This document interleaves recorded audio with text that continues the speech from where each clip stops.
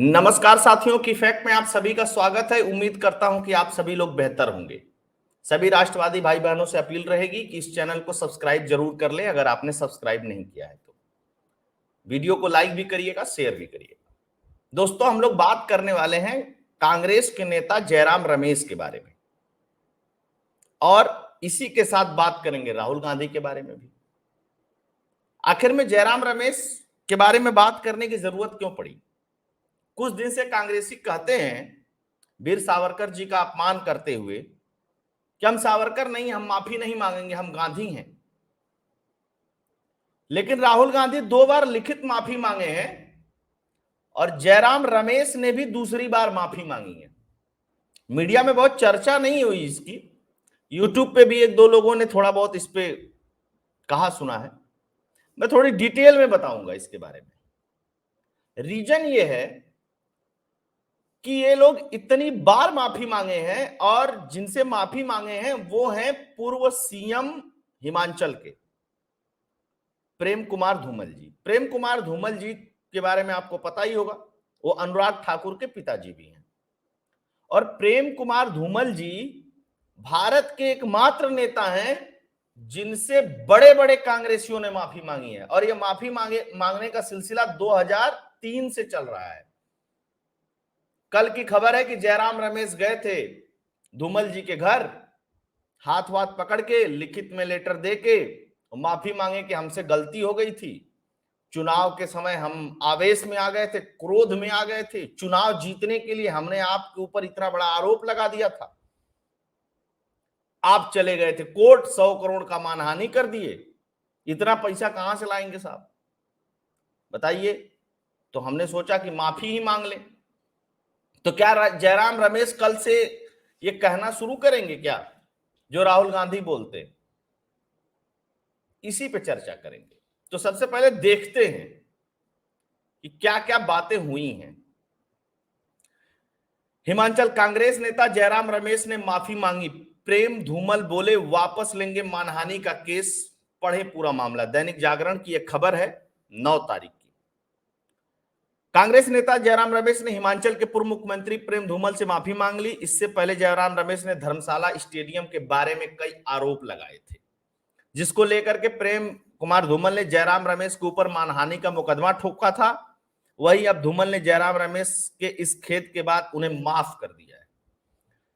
मेरा थोड़ा सा मत अलग है, इस तरीके के बदतमीज कांग्रेसियों को कभी माफ नहीं करना चाहिए। इनको तो इतना घसीटो ना और रोज मीडिया में बयान दो, तब इनकी असली पोल खुलेगी।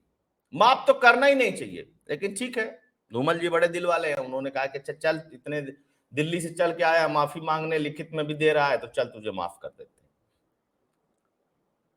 मामला क्या था? प्रेम कुमार धूमल ने जयराम को किया माफ। पूर्व केंद्रीय मंत्री अनुराग ठाकुर के खिलाफ लगाए गए आरोपों पर खेद जताने के लिए जयराम रमेश दिल्ली से हिमाचल पहुंचे थे।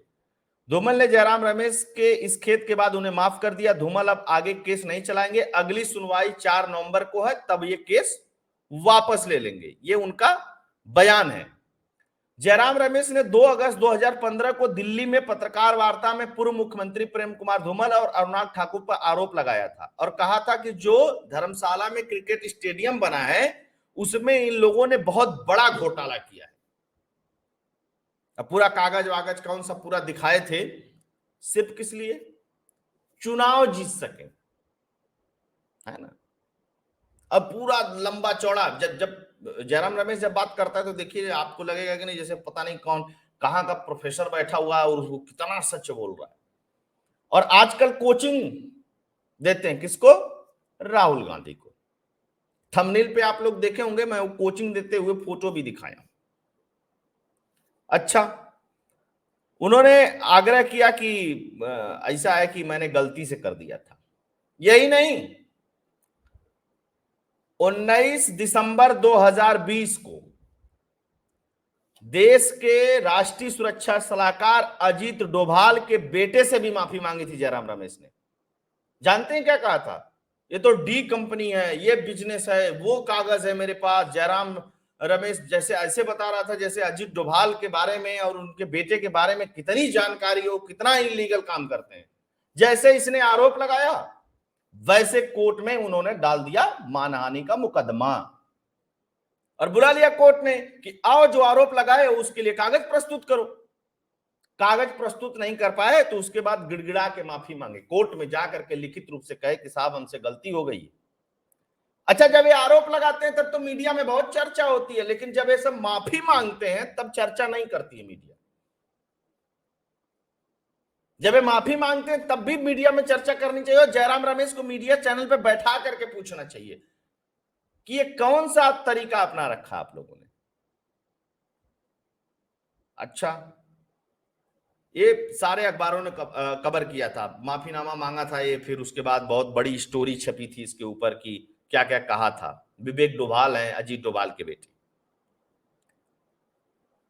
अच्छा, एक मजेदार बात समझिए, 2 अगस्त 2015 को एक प्रेस वार्ता किया था अनुराग ठाकुर ने, और अनुराग ठाकुर ने क्या कहा था, उन्होंने पलटवार करते हुए कहा कि कांग्रेस नेता जयराम रमेश के आरोप और अपने तथा अपने पिता प्रेम कुमार धूमल पर लगाए गए आरोप को लेकर के जमकर हमला बोला।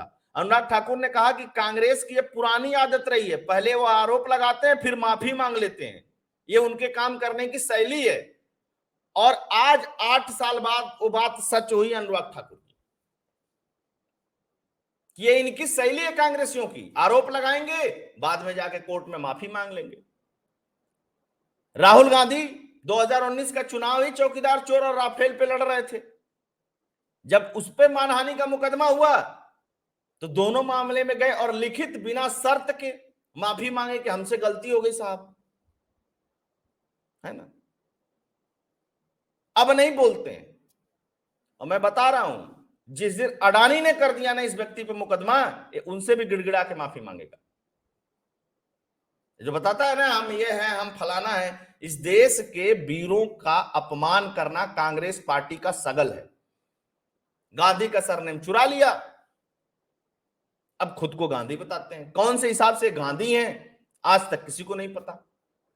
मोहब्बत की दुकान चलाते हैं, मोदी को बोटी बोटी करने वाले को फिर से पार्टी में वापस ले आए इमरान मसूद को। हो सकता है अभी जो बयान दे रहे हैं कांग्रेसी कुछ दिन बाद चल करके आगे माफी मांग ले, तो इनकी बात की विश्वसनीयता कितनी है उसको समझने की जरूरत है।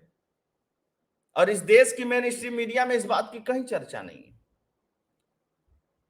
राहुल गांधी ने चौकीदार चोर के बयान पर माफी मांगी सुप्रीम कोर्ट के अंदर, कबूल किया कि हमसे गलती हुई है। माफीनामा में उन्होंने लिखा राहुल गांधी ने कि हमसे गलती हो गई है साहब, माफ कर दीजिए। तब हिंदुस्तान में, द हिंदू बिजनेस लाइन में, दैनिक जागरण में, तमाम अखबारों में बात छपी थी। उसके बाद भी इतनी बेशर्मी। राहुल गांधी ने चौकीदार चोर पर बिना शर्त माफी मांगी। मीनाक्षी लेखी ने इसमें अवमानना का केस किया था और एक और मैटर में माफी मांगी थी सुप्रीम कोर्ट में। तब सुप्रीम कोर्ट ने कहा था कि आप किसी संस्था पे इस तरीके से उंगली नहीं उठा सकते, सुप्रीम कोर्ट के जज ने कहा था। तब बिना शर्त राहुल गांधी ने माफी मांगी थी। तब क्या कहा था राहुल गांधी ने कि आरएसएस के लोगों ने गांधी की हत्या की थी। मतलब इतना झूठ, मतलब तब तो हो गया चुनाव, हो गया जिसका इमेज खराब करना है और दुनिया भर की बातें, है ना। अब लोग सोशल मीडिया पर लिखने लगते हैं इसने किया था, उसने किया था, फलाना किया था, ठिकाना किया था, तलवारें वहां खिंच जाती हैं। और ये सब जब माफी मांगते हैं तो मीडिया में चर्चा ही नहीं होती। होनी चाहिए इसकी चर्चा, और दोनों ही बात की होनी चाहिए। और जब भी माफ करिए इस तरीके के अनर्गल प्रलाप पे कोई भी व्यक्ति हो, किसी के ऊपर भी आरोप लगाया गया हो, तो सार्वजनिक माफी की बात करिए, क्या प्रेस कॉन्फ्रेंस करके माफी मांगिए, तब माना जाएगा। और नहीं तो केस लड़ेंगे तुम्हारे खिलाफ।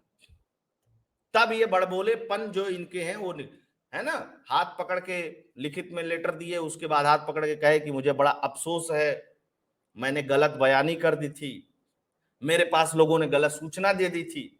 तो सूचना को वेरीफाई करने का किसका काम है? कांग्रेसियों ने ही दी थी ना। राहुल गांधी को भी आजकल दे दिए हैं, उस पर भी केस करना चाहिए। पता नहीं केस क्यों नहीं कर रहे हैं भाजपा वाले।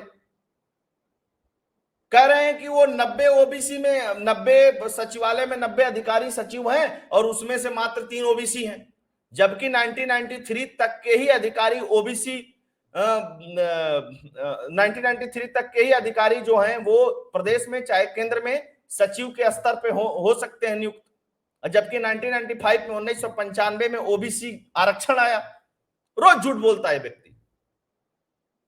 केस करिए, माफी मांगेगा उस पर भी, और इससे कहिए कि मनमोहन सिंह की सरकार में बताओ तुमने कितने मंत्री और कितने सचिव लेवल के अधिकारी ओबीसी नियुक्त किए थे। मतलब इंतहा है झूठ बोलने की। राजनीति में बहुत सारी चीजें चलती हैं, झूठ साथ चलता है, लेकिन इतना बड़ा झूठ, किसी वर्ग को भड़काने वाला झूठ। और मोदी सर ने मामले में, वो तो चंद्रचूड़ साहब की कृपा हो गई सुप्रीम कोर्ट की कि बच गए, नहीं तो उसमें बहुत तगड़ा घसीटे जाने वाले हैं।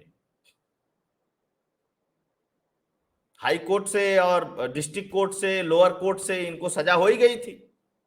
सुप्रीम कोर्ट ने दया दृष्टि दिखा दी है। सुप्रीम कोर्ट को भी चाहिए कि जल्दी जल्दी केस की सुनवाई कर ले। पूर्णेश मोदी उधर तैयार हैं फाइल वाइल लेकर के। तो ये है कांग्रेसियों का असली चरित्र। अब क्या जयराम रमेश को पार्टी से निकालेंगे राहुल गांधी, या अपने कोचिंग के पद से हटाएंगे जयराम रमेश को? जयराम रमेश लगातार माफी मांग चुके। 7 कांग्रेसी 2003 में धूमल साहब से माफी मांगे थे इसी तरीके का अनर्गल आरोप लगाने के लिए, और अब ये मांगे। क्यों? क्योंकि इनको पता है आधारहीन लगा दो किसी के ऊपर आरोप, आक्षेप लगा दो किसी के ऊपर, प्रेस वार्ता करके आरोप लगा दो, और फिर उसके बाद धीरे से चले जाओ, अरे साहब गलती हो गई थी, चुनाव था ना, दिमाग गड़बड़ा गया था। यही भाषा थी, दिमाग गर्म हो गया था मेरा, मैं गुस्से में था, गुस्से में मैं बोल दिया था। पर्चा लेकर के पढ़ रहे हो, गुस्से में बोल दिए थे। पहले से लिख करके लाए हो, गुस्से में बोल दिए थे। हैं? तो ये चरित्र है। तो कांग्रेसी जो बात कहे ना दोस्तों, उस पर थोड़ा कम विश्वास करिएगा, या खुद तथ्यों की जांच परख करिएगा।